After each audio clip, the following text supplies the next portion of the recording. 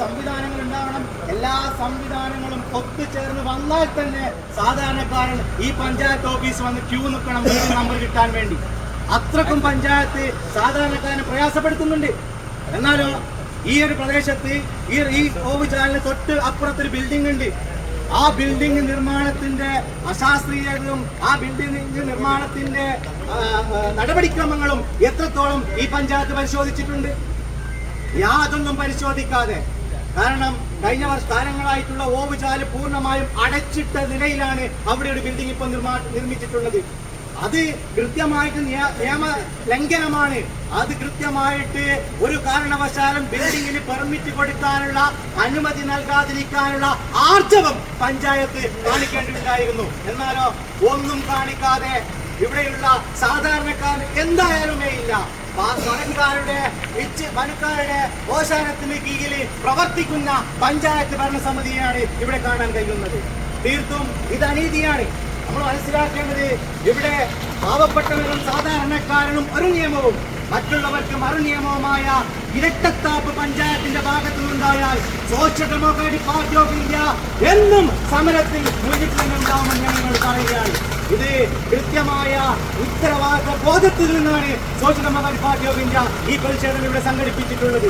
പ്രിയമുള്ളവരെ, നമ്മൾ മനസ്സിലാക്കേണ്ടതുണ്ട്, കഴിഞ്ഞ 60 ദിവസമായി ഈ ഓവുചാല് കീറിയിട്ട അവസ്ഥയിലാണ്. എത്ര ആളുകൾക്ക് അവിടുന്ന് പരിക്ക് പറ്റിയിട്ടുള്ളത്? എത്ര സ്ത്രീകൾക്കാണ്, കുട്ടികൾക്കാണ് ആ ഓവുചാലിൽ വീണിട്ട് പരിക്ക് പറ്റിയിട്ടുള്ളത്? ആരാണ് ഉത്തരവാദി? പഞ്ചായത്ത് അധികൃതർ എന്തെങ്കിലും നടപടിയെടുത്തോ? പലരും ഹോസ്പിറ്റലായിട്ടുണ്ട്. പലരും തലക്ക് പരിക്ക് പറ്റിയിട്ട് ഓവുചാലിൽ വീണ് തലക്ക് പരിക്ക് പറ്റിയിട്ട് വീട്ടിൽ വിശ്രമിക്കുന്നവരുണ്ട്. പഞ്ചായത്ത് ഭരണസമിതി എന്താണ് ചെയ്തിട്ടുള്ളത്? നാം മനസ്സിലാക്കണം. ഇവിടെ ഇപ്പോൾ കോടികൾ ഫണ്ട് കണ്ടെത്തിക്കൊണ്ട് ബസ് സ്റ്റാൻഡിന്റെ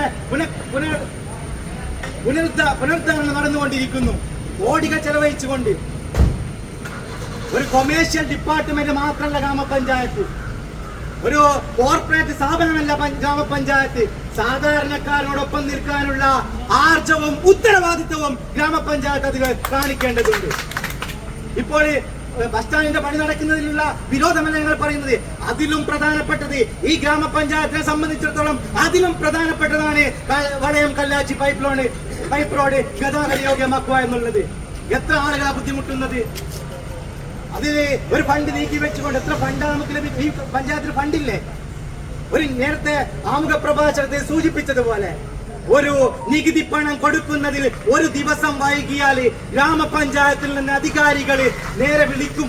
ഇന്നാണ് ലാസ്റ്റ് ഡേറ്റ്. 31 ആവാൻ പോവുകയാണ്. മാർച്ച് 31 ആവാൻ പോവുകയാണ്. ഇന്നടക്കണം.